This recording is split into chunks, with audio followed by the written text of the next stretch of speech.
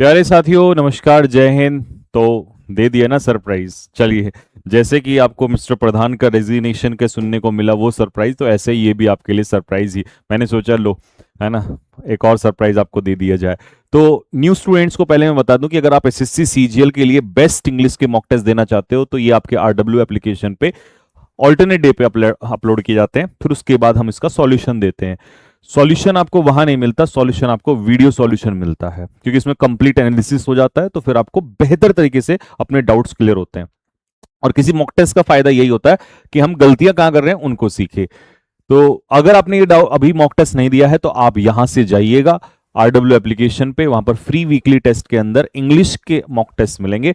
15 mock test पे हम लोग पहुंच चुके हैं और ये कारवा 25 तक चलेगा, क्योंकि मैंने 25 मॉक टेस्ट कराने का वादा किया था। और इन मॉक टेस्ट से हमारे स्टूडेंट बहुत अच्छे से रिवीजन भी कर रहे हैं, कमियां भी पता चल रही हैं और स्कोर भी बढ़ रहा है। और जहां नहीं बढ़ता वहां पर हम सीखते हैं। और अगर आपके 25 में से 25 किसी मॉक में आ रहे हैं तो दोस्त फिर आप सीख नहीं रहे हैं, आप तो स्टक हो चुके हैं। या तो मॉक टेस्ट में तैयारी बहुत अच्छी है आपकी, या फिर मॉक टेस्ट का लेवल अच्छा नहीं है। ठीक है, दो ही रास्ते हो सकते हैं। तो पहला, अब जब क्वेश्चन आप देखें तो एक बार इधर भी नजर मार लिया करो, नहीं तो फिर इसका आंसर कई लोगों ने वीरुलेंट लगाया होगा, क्योंकि इसका सिनोनियम तो यही है। बट एंटोनियम पूछ रहा है तो हानिकारक का उल्टा। एक्चुअल में परनीशियस का मतलब क्या होता है? परनीशियस इज हानिकारक, है ना। कोई चीज जो बहुत नुकसानदायक हो उसे हम बोलते हैं परनीशियस, तो उल्टा हो जाएगा इनोकस, क्योंकि इनोकस का मतलब होता है दैट इज हार्मलेस, जिसका कोई नुकसान ना हो। और वीरुलेंट क्या होता है? वीरुलेंट होता है आपका दैट इज हार्मफुल। और ऑब्ड्यूरेट क्या होता है? ऑब्ड्यूरेट होता है दैट इज स्टबर्न। स्टबर्न यानी कि जिसको आप कहते हैं जिद्दी। और अपेथेटिक क्या होता है? अपेथेटिक होता है इनडिफरेंट, यानी कि उदासीन, जिसका किसी चीज में कोई इंटरेस्ट नहीं होता है। ये बना है अपैथी से। अपैथी का मतलब क्या होता है? That is lack of interest. तो पहला क्वेश्चन आपका क्लियर हो चुका होगा। कई बच्चे वहां भी देखिए, वहां दोगे तो अच्छा है, क्योंकि एक्चुअल में 15 मिनट में ही प्रैक्टिस होनी चाहिए। यहां तो आप पॉज करके, मुझे पता है, फिर देख के सॉल्व भी करते हो साथ के साथ ही। बट 15 ही तो मिनट जा रहा है, जाओ और भाग के फटाफट एप्लीकेशन पे दे के आओ। 15 मिनट ऐसा तो है नहीं 2 घंटे वेस्ट हो रहे हैं, 15 मिनट तो यार आप कहीं भी दे देते हो। तो मॉक टेस्ट मेरी सलाह यह है कि वहीं दो, क्योंकि टाइम का फिर आपको पता चलेगा। और स्पीड में जब टाइम के हिसाब से करते हैं तो फिर गलतियां होती हैं, तो वो गलतियां फिर वहां नहीं होंगी, है ना। चलिए, चलिए, तो ये आपके लिए है। फिर आप इसका मीनिंग जो है यहां से मैंने वैसे समझा दिया सारा का सारा। आप चाहें तो यहां से भी लिख सकते हैं, इसका स्क्रीनशॉट ले सकते हैं। मैं साइड में हट जाता हूं, लीजिए आप स्क्रीनशॉट। मुझे पता है क्योंकि आप नोट्स बनाएंगे तो आप लिखेंगे इसका, है ना। और ये जो है हमारा इसका परनीशियस का सिनोनियम बता देता हूं मैं एक बार। ये आपका सिनोनियम हो जाएगा, है ना। एंटोनियम क्या होगा? ये इसका आंसर है, ऑपोजिट। ठीक है। इनॉकस का मतलब है हार्मलेस, इनऑफेंसिव क्योंकि ऑफेंसिव नुकसानदायक होता है। बिनाइन, ये वर्ड इंपॉर्टेंट है, इसका मतलब भी हार्मलेस ही होता है। ट्यूमर जब हार्मलेस होता है उस कंडीशन में वो बिनाइन होता है, और हानिकारक होता है तो मैलिग्नेंट, क्योंकि ये वर्ड बहुत आते हैं दोनों के दोनों। ठीक है, चलो। लेमेंटिंग, अब क्योंकि एक और एंटोनियम है, आज एंटोनियम की संख्या 2 कर दी। लेमेंट का मतलब होता है विलाप करना, डेप्लोर विलाप, बिवेल विलाप, बिमोनिंग विलाप। तो उल्टा ऑब्वियसली बात है, सेलिब्रेट करना ही होगा, शोक मनाना ही होगा। ये ऑड वन आउट से निकल सकता था क्वेश्चन, इस क्वेश्चन को आप, है ना, ऑप्शन से निकाल सकते थे। ठीक, तो इसका जो एंटोनियम है वो क्या होगा हमारा? सेलिब्रेट करना। ठीक है, चलो अगले क्वेश्चन की तरफ चलेंगे। समवन हु डिसलाइक्स मैन, देखिए यहां पर आपने महिलाओं के बारे में सुना होगा, बट इस बार मैन दिया, जो पुरुषों को पसंद ना करे। अब मीसोलॉजिस्ट, मिसंथ्रोप, देखिए क्योंकि मिस दिया है, और जब भी हमारा प्रीफिक्स मिस दिया हो तो इसका मतलब बात हेट की है, और अगर फिल दिया हो तो मतलब बात लव की है ना। फिल, फिल फिल मतलब लव। तो अब यहां पर सारे मिस के हैं तो आप वैसे तो निकाल नहीं सकते। तो आप देखिए इसका आंसर क्या होगा। इसका आंसर होगा एंड्री। जब भी एंड्री की बात होती है तो एंड्रिस्ट मतलब मेल की बात हो रही है, क्योंकि गाइन, अगर आप फीमेल को कल को आपको पूछेगा तो जहां भी गाइन की बात होगी वहां पर फीमेल की बात होगी। इसीलिए हमने देखा है गायनेकोलॉजिस्ट भी उसी को कहा जाता है। ठीक है, गायन में फीमेल का जिक्र आता है ना। डॉक्टर स्पेशलिस्ट किसका? महिलाओं का स्पेशलिस्ट। और मिसंथ्रोपिस्ट जो मानवता से नफरत करता है, फिलंथ्रोपिस्ट जो लवर ऑफ मैनकाइंड। अब मैनकाइंड में मेल फीमेल सारे आ जाएंगे, क्योंकि मुझे पता है कई बच्चों ने यहां और यहां में कंफ्यूजन हुआ होगा। ठीक है, तो मीसोलॉजिस्ट में नॉलेज का होता है, hater of knowledge.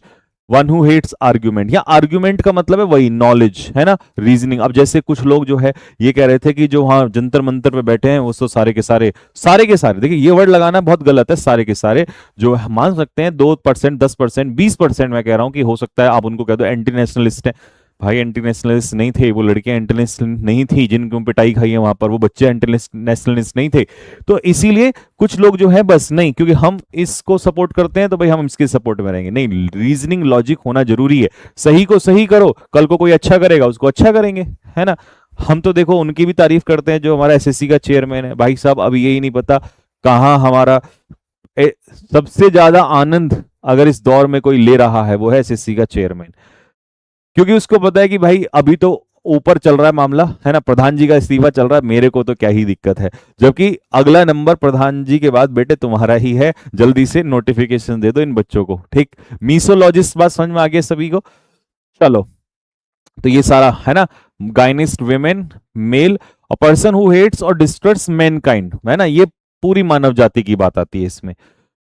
She aspires to become, अब कई लोगों ने, देखो क्यों मैं कहता हूं कि ये मॉक टेस्ट दी बेस्ट हैं, क्योंकि यहां पर गलतियां वो कराई जाती हैं जो बच्चा, अच्छा बच्चा भी सोच समझ के, ये बहुत दिमाग लगा के कहता है यार मैं गलती नहीं करूंगा, बट कर देता है। तो सोचिएगा अच्छे क्वेश्चंस फिर ऐसे डिजाइन होते हैं। She aspires to become UN envoy, अब यूएन का मतलब है यूनाइटेड नेशन, और आपको पता है हमने ये चीज, क्योंकि ये यूनाइटेड नेशन जो एनवॉय, कौन सा एनवॉय, यूनाइटेड नेशन एनवॉय, तो ये डेफिनेट बनाता है। हालांकि कई लोग जो है इसको ये मान रहे होंगे कि यार यूएन में ये का साउंड है तो ए लगा देते हैं, है ना, कितने लोगों ने ये सोच के एक्स्ट्रा ऑर्डिनरी दिमाग लगा के भी गलत किया, और कुछ ने तो यू देख के एन मार ही दिया होगा। तो भाई ये डेफिनेट कैटेगरी है, ठीक है।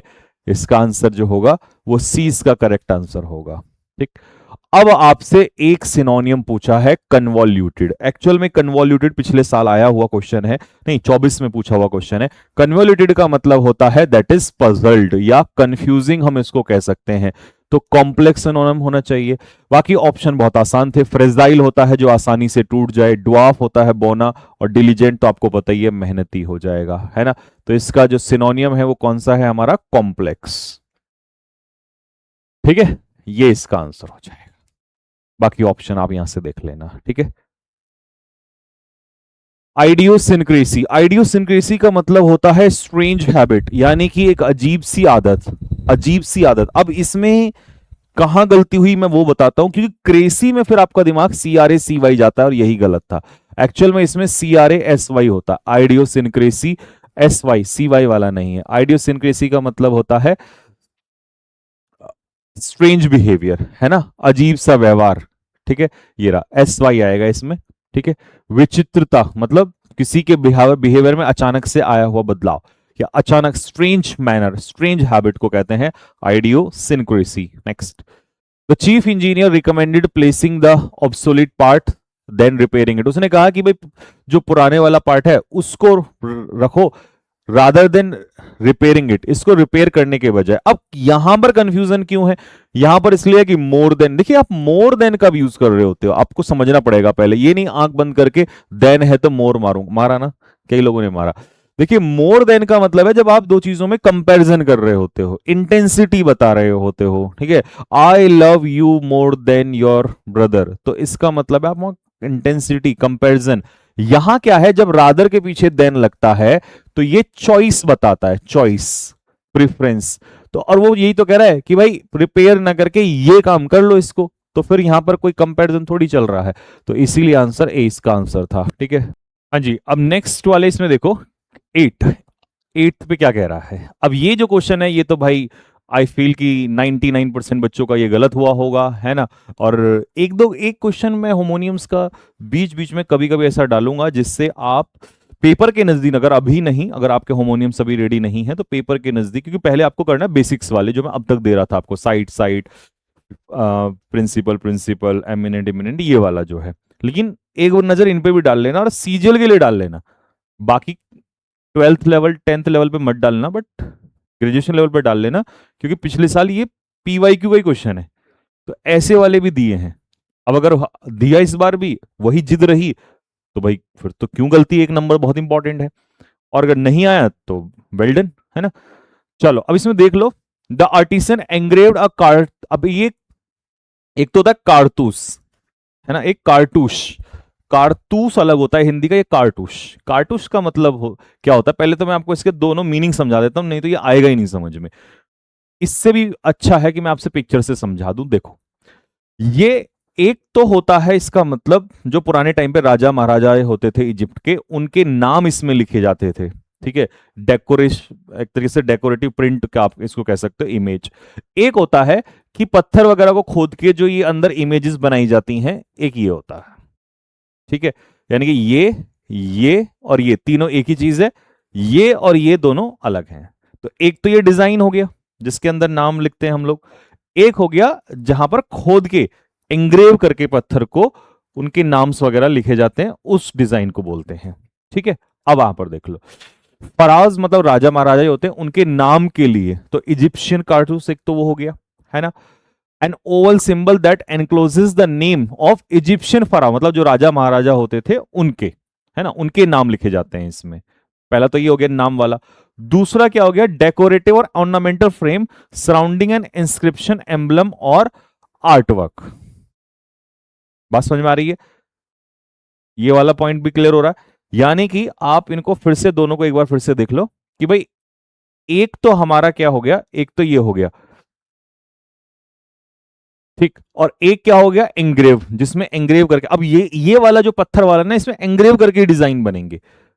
ठीक है, और एक क्या हो गया, सिर्फ एक डिजाइन है, जिस डिजाइन के अंदर सिर्फ आप नाम लिखते हो, ये दो बन रहा है। ठीक है, तो ये रहा इंस्क्रिप्शन। इंस्क्रिप्शन का मतलब वही है, नाम खोद के लिखा जाना, है ना, एम्बलम या आर्ट वर्क। और जो राजा महाराजाओं के नाम थे, वो सिर्फ जो है ये वाला आपका हो गया। ठीक है, अब वापस आ जाए, देख लो।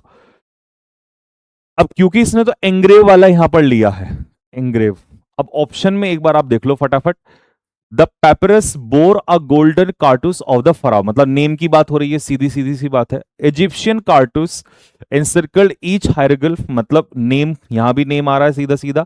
आर्कोलॉजिस्ट ने कवर किया एक सिल्वर कार्टूस, और इसमें है स्कल्प्टर, तो अब स्कल्प्टर मतलब मूर्तिकार वाला है, तो ये वाला तो इसका मतलब नाम नहीं है, फिर ये वाला नाम नहीं है, तो फिर यही इसका आंसर हो जाएगा कि अलग यही है। ठीक है, तो ये वाला भी ऑब्वियसली बात है, किस में ही होगा, नेम में ही होगा, ये तीनों अलग हैं। ये क्वेश्चन मैं मान सकता हूं कि हाँ, इसको आप ऐसे कंसीडर कर सकते हैं कि इस पूरे उसका ये एक टफेस्ट क्वेश्चन है, जो काबू से बाहर का है, और लगभग सभी स्टूडेंट्स के बाहर का है। बट क्योंकि एडिक्यूटी ने ऐसा किया है, तो वो मैंने सोचा कि एक क्वेश्चन तो किसी मॉक टेस्ट में तो देखिए डालेंगे ही, ताकि, क्योंकि हमें लाना है अपने बच्चों को 25 पे, तो वहां जाने के लिए फिर पेपर से पहले इस टाइप के होमोनियम्स भी मैं आपको कराऊंगा, जब वैसे वाले आप लगभग कह दोगे कि हाँ सर वो हमने कवर कर लिए हैं। ठीक है, चलो, चलिए जी। तो अब है अगला क्वेश्चन 9 आपका, डिस्पाइट द फियर्स कंपटीशन। वो कह रहा है इस क्वेश्चन में कई बच्चों ने पता कहां गलती करी होगी, उन्होंने इस वाले को या तो चेकआउट मारा होगा, कुछ 2% ने, कुछ ने कोप विद लगाया होगा कि भाई जो हमारे कस्टमर्स हैं उनको मैनेज किया। भाई मैनेज तो वहीं लिखा हुआ है, वो कुछ और कह रहा था, वो कह रहा था कि फियर्स कंपटीशन के बावजूद भी जो न्यू रेस्टोरेंट है उसने मैनेज किया एक लॉयल कस्टमर बेस, कस्टमर नहीं, लॉयल कस्टमर बेस को बनाने में तैयार रहे। देखिए, जब आप मेहनत से किसी चीज को हासिल करते हो, ठीक है, अपने लिए तैयार करते हो, उसे हम कहते हैं कार्व आउट, यूज होता है इसके लिए। कोप विद का मतलब तो होता है जो कोई प्रॉब्लम है उसके साथ डील करना, और यहां पर कस्टमर बेस कोई प्रॉब्लम नहीं है उनके लिए, है ना, तो वो कोप विद नहीं होगा, इसका आंसर जो होगा कार्व आउट होगा। इन चारों फ्रेजल वर्ब्स को एक बार देख लो आप अच्छे से, है ना, लिख लेना, हैंड रिटन नोट्स में लिखना ज्यादा बेहतर रहेगा, इजी मीनिंग समझ में आएगा। कार्व आउट का मतलब होता है टू क्रिएट और ऑब्टेन समथिंग थ्रू एफर्ट, मतलब कोई चीज आप अपने लिए तैयार करते हो या बनाते हो या प्राप्त करते हो मेहनत से, एफर्ट से, तो उसे कहते हैं कार्व आउट करना। चेकआउट सबको पता है, होटल छोड़ के चले जाना, है ना, किसी स्थान को छोड़ देना। क्लियर आउट का मतलब होता है किसी स्थान से सामान को हटा देना या इसे खाली कर देना, ये होता है क्लियर आउट। इसका कंफ्यूजन क्लियर अप में रहेगा। क्लियर अप होता है जैसे मौसम का साफ हो जाना, किसी के डाउट्स दूर कर देना। बट जैसे कमरा है उसमें बहुत सारा कचरा है, तो उसको वहां से हटा के दूसरी जगह रखेंगे, खाली करेंगे, तो क्लियर आउट में होगा। सीजीएल 2025 में ये फ्रेजल वर्ब किसी ऑप्शन में पूछा था। कोप विद का मतलब होता है किसी प्रॉब्लम के साथ इफेक्टिवली मैनेज करना, उसको हैंडल करना। तो ये कोई प्रॉब्लम तो थी नहीं वहां पर, तो इसीलिए इसका आंसर ए हो जाएगा। क्वेश्चन नंबर 10 क्या कह रहा है, हजारों स्टूडेंट्स ने कंज्यूम किया ड्रग्स। अब ड्रग्स आप कंज्यूम कर रहे हो तो कानून को तोड़ रहे हो, तो इसके लिए आएगा इन वॉयलेशन ऑफ। एक्चुअल में क्या है, ये एक फ्रेज है, इन वॉयलेशन ऑफ। इन वॉयलेशन का मतलब होता है कानून को तोड़ना, क्या कानून के खिलाफ जाना, है ना। तो ये आंसर बैठेगा। हाँ, यहां मैं मान सकता हूं कई लोगों ने जो है फॉर लगा दिया होगा इसमें, बट वो फॉर नहीं लगाना था, ठीक है। तो आप ये लिख लेंगे, इन वॉयलेशन ऑफ का मतलब होता है ब्रेक अ लॉ या रूल, किसी नियम को तोड़ना, कानून को तोड़ना। आई शैल गो टू द प्लेस, मैं उस जगह पे जाऊंगा जहां पर मेरा फ्रेंड रहता है। अब इसको निकालना देखो क्यों आसान है। प्लेस क्या है, नाउन है। कौन सा प्लेस, ये जो कुछ भी लिखा है ये प्लेस की इंफॉर्मेशन दे रहा है। अब सब्जेक्ट प्लस वर्ब है तो ये क्लॉज है, और नाउन की जो विशेषता बताए उसको हम क्या कहते हैं, उसको हम कहते हैं एडजेक्टिव क्लॉज। आंसर क्या हो जाना था इसका, डी इसका करेक्ट आंसर हो जाना था, ठीक है। अब यार देखो, तुम कहो इस क्वेश्चन में ये बहुत टफ क्वेश्चन था, तो देखो फिर मैं मानता नहीं हूं कि तुम मतलब एक बहुत अच्छी तैयारी में हो, कारण क्योंकि तुमने सेंटेंस की लेंथ देख के भले ही तुम डर गए होंगे, बट क्वेश्चन लंबा था बट आसान था। कैसे, the children who had gathered in the neighbourhood park after school. तो यहां से लेकर यहां तक जो ये क्लॉज तैयार हुआ, ये बच्चों के बारे में बता रहा था। बच्चे कौन से बच्चे, जो इकट्ठा हुए थे, वही बच्चे, उन्हीं बच्चों के लिए आया। Were playing joyfully in the garden with their friends. बच्चे अपने दोस्तों के साथ खेल रहे थे। कब, जब, व्हेन दे, जब वो बच्चे अचानक से शॉक्ड हो गए, सरप्राइज्ड हो गए। कब हुए, जब एक अजीब सी साउंड जो है आने लगी, है ना। यार अबंडेंट हाउस मतलब सुनसान कोई घर होगा उससे, तो ये घटना कहां की है, ये पास्ट की है। अगर पास्ट की घटना है तो ऑब्वियस सी बात है यहां पर दे वर स्टार्टल्ड होगा। तो बताओ, बहुत इजी क्वेश्चन, इससे इजी कुछ नहीं हो सकता। बस ये था कि इस पूरे को पढ़ के साहस बांध के रखना था कि मैं पूरा पढ़ूंगा तब एरर निकालूंगा। सेंटेंस बड़ा सा होगा, लेंदी सा होगा तो इजी सा एरर मिलेगा, याद रखना हमेशा, ठीक है। चलो, mister Rohan was accused of, सब में एक्यूज ऑफ है तो यहां तो कोई दिक्कत है नहीं। Accused of what, beating, proposition के बाद जिरेंड भी सब में है, इसमें भी कोई दिक्कत नहीं है। बीट अप, ये भी सही है। तो एक्चुअल में पूरा फ्रेज होता है beat up on. Beat up on का मतलब या तो होता है किसी को क्रिटिसाइज करना, या होता है किसी के साथ बहुत बुरा बर्ताव करना। तो अगर रोहन पर आरोप लगा कि भाई उसने जो है स्टूडेंट्स के साथ क्या किया, बहुत बुरा बर्ताव किया, उनको धमकाया, है ना। तो ये आपका आंसर हो जाएगा जो मैंने यहां टिक लगाया सी में, यहां पे देख लो। बीट अप ऑन का मतलब या तो किसी को बुली करना होता है, या किसी को क्रिटिसाइज, किसी की आलोचना करना होता है। I am looking forward to, अब ये एक बहुत इंपॉर्टेंट फ्रेज है। लुक फॉरवर्ड टू अपने आप में एक फ्रेजल वर्ब है जिसमें टू जो है वो प्रेपोजिशन है। प्रेपोजिशन है तो ये अपने पीछे जिरेंड लेगा। अब जिरेंड आपको कहां दिख रहा है, यहां तो टू ही नहीं दिख रहा, यहां जिरेंड नहीं दिख रहा, तो जिरेंड ये रहा आपका आंसर। लुक फॉरवर्ड टू का मतलब होता है खुशी से या उम्मीद रखना, है ना। टू एक्सपेक्ट समथिंग प्लीजेंट, कुछ बेहतर की उम्मीद रखना, ये कहलाता है लुक फॉरवर्ड टू। अब ये क्वेश्चन तो आसान था, अगर आप एग्जाम देने जा रहे हैं इस बार सीजीएल का, तो ये आपको यहां तक तो पता होना चाहिए। You had better not, had better के साथ आपको पता है हैड बेटर का मतलब क्या होता है, शुड। और शुड के पीछे अगर मैं नॉट लगा दूं तो वर्ब की बेस फॉर्म आएगी, should not plus base form. ऐसे had better not plus to try की जगह हो जाएगा ट्राई। तो मतलब had better is equal to should, तो जैसे शुड के पीछे बेस फॉर्म लगती है वैसे ही ये भी मॉडल का रूप ले लेता है, और इसके पीछे भी बेस फॉर्म ही लगेगी। तो you had better not try का मतलब है यू शुड नॉट ट्राई, ठीक है। चलिए, आज का एक्टिव पैसिव बिल्कुल आसान था, जल्दबाजी में गलत कर दिया हो वो बात अलग है, लेकिन पैसिव जो है वो आसान था। ये क्वेश्चन कैसे, देखो शॉर्टकट से मैंने आपको बताया है। पास्ट इंडेफिनिट है, was were plus third form, तो पास्ट इंडेफिनिट यहां तो नहीं है, सेकंड फॉर्म हमें चाहिए थी, यहां भी सेकंड फॉर्म नहीं है, और इसमें भी सेकंड फॉर्म नहीं है क्योंकि यहां पर ड्राइव लिखा हुआ है, तो सीधा ड्रोव हो जाएगा। और ड्राइव का सेकंड फॉर्म ड्रोव, तो पास्ट इंडेफिनिट। देखो इतनी जल्दी आप क्वेश्चन का आंसर इस अप्रोच से निकाल देते, ये भले ही लंबा सा दिख रहा हो आपको, ठीक। चलो, अब ये क्वेश्चन ने थोड़ा सा वक्त लिया होगा, क्योंकि एक तो ये इनडायरेक्ट में है, वापस डायरेक्ट में लाना था। दूसरा रिपोर्टिंग वर्ब यहां पर पास्ट में है, तो ये प्रेजेंट में क्यों हुई।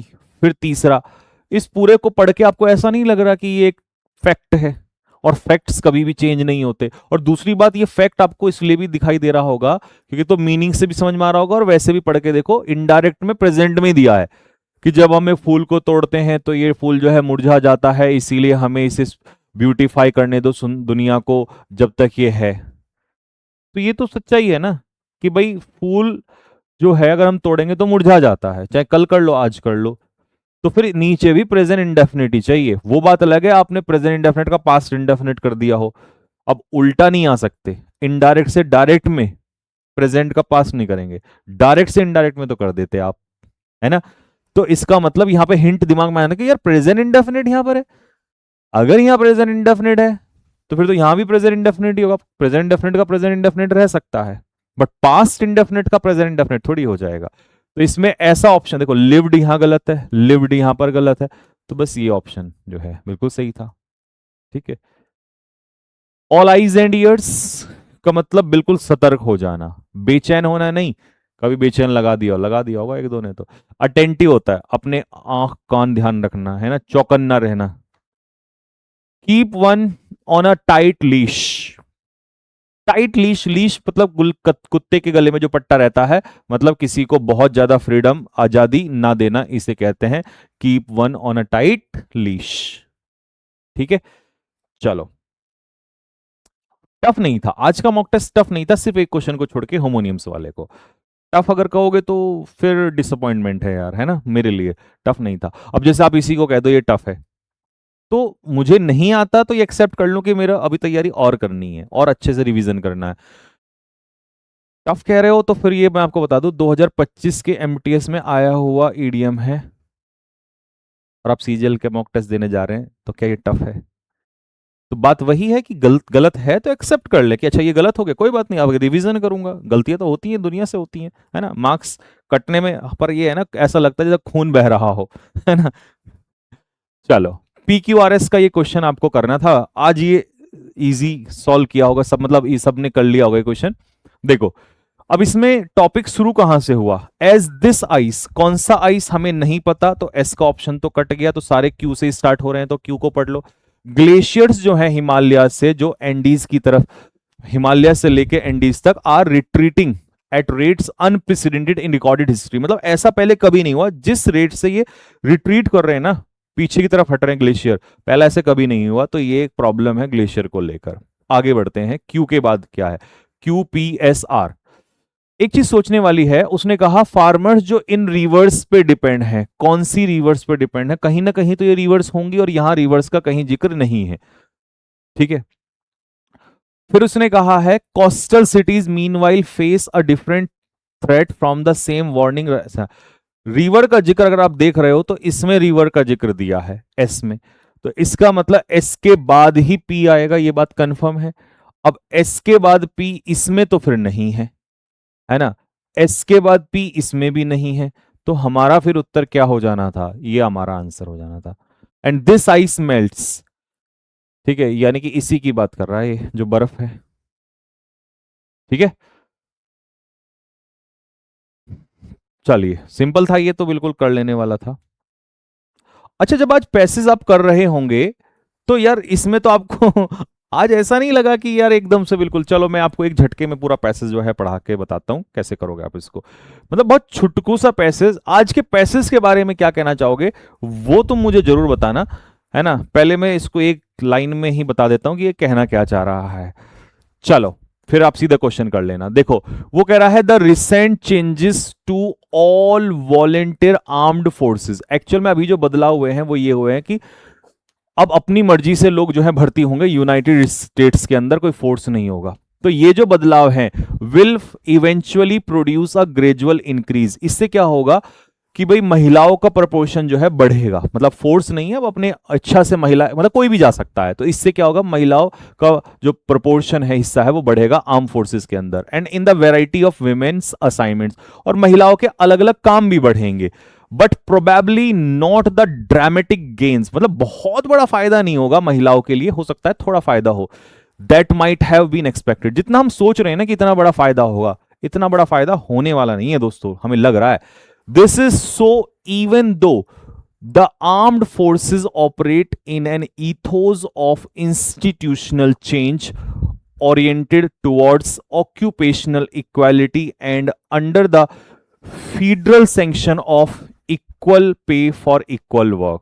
थोड़ा सा तुम्हारे लिए लेंदी हो जाएगा तो इसको हम लोग ब्रेक कर देते हैं। देखिए वो कह रहा है this is so even though, भले ही, ठीक है, ऐसा जो है इसलिए है कि भले ही the armed forces operate in an ethos of institutional change, ठीक है, वो ये कह रहा है कि भाई इस चीज को अपने दिमाग में यहां से लेके चलो कि यार हमें भले ही ऐसा लगता हो कि यार बहुत बड़ा जो बदलाव है वो इसके अंदर होगा, बट बहुत बड़ा बदलाव तो होने वाला नहीं है, मतलब बहुत बड़ा कोई चेंज तो इसके अंदर नहीं आने वाला है, ठीक है। फिर आगे उसने क्या कहा यहां से, under the federal sanction of equal pay for equal work.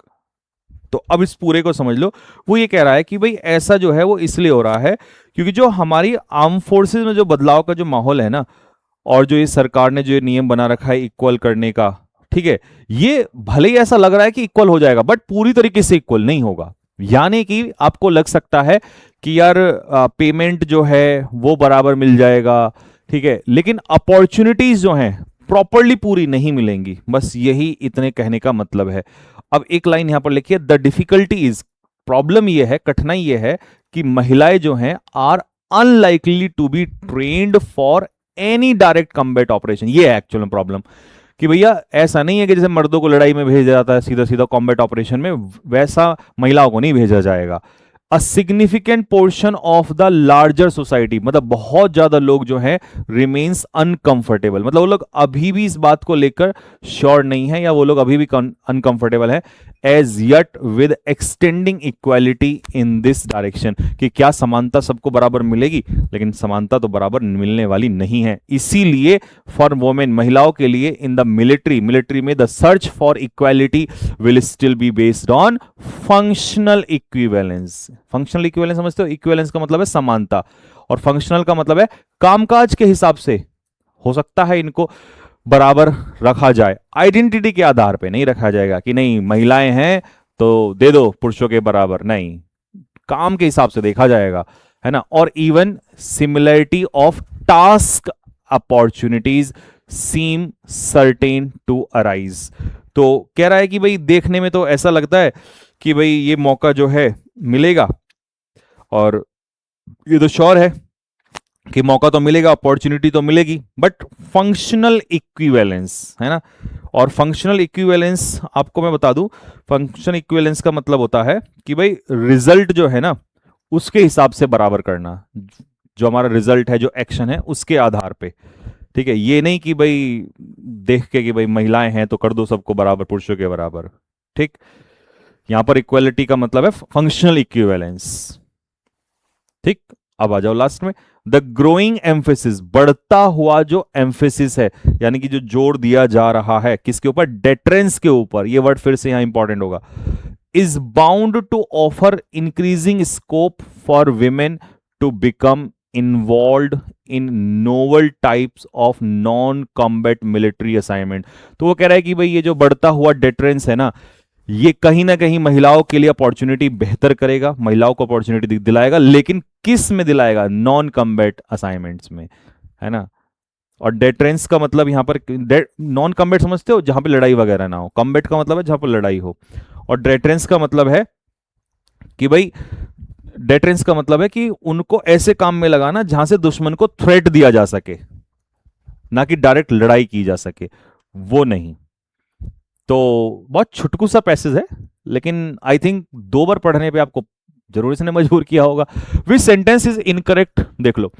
जो रिसेंट बदलाव आया है to all voluntary arm forces में इन यूएस, वो प्रोड्यूस करेगा इंक्रीज ऑफ, अच्छा, महिलाओं का प्रपोर्शन, ये तो बिल्कुल सही है।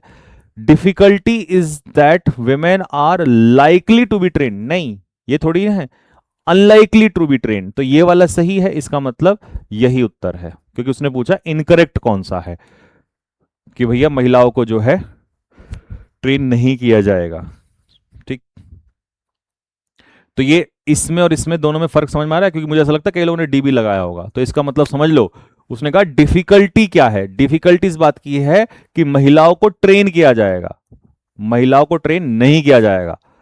ठीक है, तो यहां पर एक स्टेटमेंट लिख दिया कि महिलाओं को ट्रेन किया जाएगा, इसी बात की डिफिकल्टी है ना, महिलाओं को ट्रेन किया जाएगा इसी बात की डिफिकल्टी है, नहीं, डिफिकल्टी है कि महिलाओं को ट्रेन नहीं किया जाएगा, यही तो एक स्टेटमेंट है। तो इसका मतलब ये वाला गलत है, ये वाला सही है कि women are unlikely to be trained, और यही एक प्रॉब्लम है, यही एक बहुत टफ है। मतलब डिफिकल्टी क्या है वो बता दी उसने, कौन सी, तो डिफिकल्टी ये है, तो सही है फिर, ये तो दिया है उसने। डिफिकल्टी ये है महिला ट्रेन होगी, नहीं ये डिफिकल्टी नहीं है, ये तो उसने दिया ही नहीं है उसमें। ठीक, तो ये इनकरेक्ट स्टेटमेंट है। A suitable title for passage, किसी भी पैसेज का टाइटल हम बेटा कैसे निकालते हैं, उसके एक स्टेटमेंट पे बेस नहीं होता, पूरे पैसेज पे बेस होता है। और पूरे पैसेज में क्या बताया गया है, current status of women in US military, US military की बात कर रहा है, क्योंकि कॉम्बैट नॉन कॉम्बैट तो उसी में होंगे। पैसेज के अनुसार despite the United states armed forces का जो कमिटमेंट है टू ऑक्यूपेशनल इक्वालिटी, है ना, ऑक्यूपेशनल इक्वालिटी का फॉर वुमेन, महिलाओं के लिए इन मिलिट्री, कुछ अदर फैक्टर जो है जिससे जो महिलाएं हैं प्रिक्लूड, प्रिक्लूड का मतलब जो शामिल नहीं है जिसमें, ठीक है, इंक्लूड होता है तो शामिल है। तो यहां पर है being assigned all of the military task that are assigned to man, यही है भैया, जो टास्क महिलाओं को दिए गए हैं ना, मतलब सॉरी पुरुषों को दिए गए हैं, वो टास्क महिलाओं को नहीं दिए गए हैं, है ना। तो ये task being assigned all the military task, है ना, सारे मिलिट्री टास्क का दिए जाना, इन्हीं से ही महिलाएं जो है वंचित हैं। तो यही आंसर होगा इसका। पैसेज इंप्लाई करता है which of the following is a, कौन सा फैक्टर है जो कि कंड्यूसिव है to a more equitable representation of women, women का इक्विटेबल रिप्रेजेंटेशन, कौन सा ऐसा फैक्टर है, तो ये तो फिर यही है the all volunteer character of the present armed forces, यही इसका सिंपल आंसर है। ठीक है जी, तो उसने कहा कि भाई कौन सा एक फैक्टर है जो कि लाभदायक है, कंड्यूसिव है, किसमें, इक्विटेबल रिप्रेजेंटेशन में विमेन के in the United arm forces में, देन जो पहले कभी नहीं था, तो अभी क्या किया उन्होंने, ऐसा वॉलेंटियर कैरेक्टर कर दिया ना, है ना, सभी को इक्वल अपॉर्चुनिटी दे दी, तो ये फैक्टर जो है ज्यादा इंपॉर्टेंट है। नेक्स्ट आ जाओ, प्राइमरी पर्पस पैसेज का क्या है, इस पैसेज का प्राइमरी उद्देश्य क्या है। पहला, present an overview of the different type of assignments available to women, नहीं, अलग प्रकार के जो वो दिए गए हैं महिलाओं को असाइनमेंट्स, उनको प्रेजेंट करना, नहीं। दूसरा, एनालाइज रिफॉर्म्स, रिफॉर्म जो दिए हैं, ठीक है, यूनाइटेड स्टेट्स के अंदर all volunteered armed forces necessary, compulsory कर दिया गया है by the increasing number of women in the military, नहीं, नेसेसिट कुछ नहीं हुआ है इसमें। Present the new United States, क्या प्रेजेंट करता है ये जो है आपका जो पैसेज है उसका क्या पर्पज है, मतलब क्या पैसेज ये क्या दिखा रहा है, क्या ये दिखा रहा है कि United States all volunteer arm forces as a model case of equal employment policies in action, कि भाई इसको एक मॉडल के रूप में दिखा रहा है, या present a reasoned prognosis, reasoned prognosis का मतलब एक लॉजिकल फॉरकास्ट उसने किया है कि भैया महिलाओं के बारे में आगे होगा क्या यूनाइटेड स्टेट्स के अंदर, तो यही तो उसने बताया है। फिर इसमें किस, ऐसा थोड़ी ना है कि सभी महिलाओं का उसने बताया कि भाई सारी महिलाएं कैसी होंगी, बाकी पूरी दुनिया में क्या होगा कैसे होगा, उसने तो भाई एक लॉजिकल एनालिसिस किया है उसने महिलाओं के स्टेटस का, कि भाई करंट स्टेटस क्या है इस समय पर, आगे क्या होगा भविष्य में उनको लेकर, और वो भी यूएस की नेवी के अंदर, सॉरी यूएस आर्म फोर्सेस के अंदर। तो ये आपका जो है था। अब आप मुझे ये बताइए कि आज का जब आपने पैसेज देखा, तो इस पैसेज को देखने के बाद आपको मतलब कैसा फील हुआ। अब मतलब इस पॉइंट को कहने की भी सिचुएशन में आप नहीं है कि ये पैसेज जो है टफ था, ये भी नहीं कह सकते। बहुत लेंदी था, ये भी नहीं कह सकते।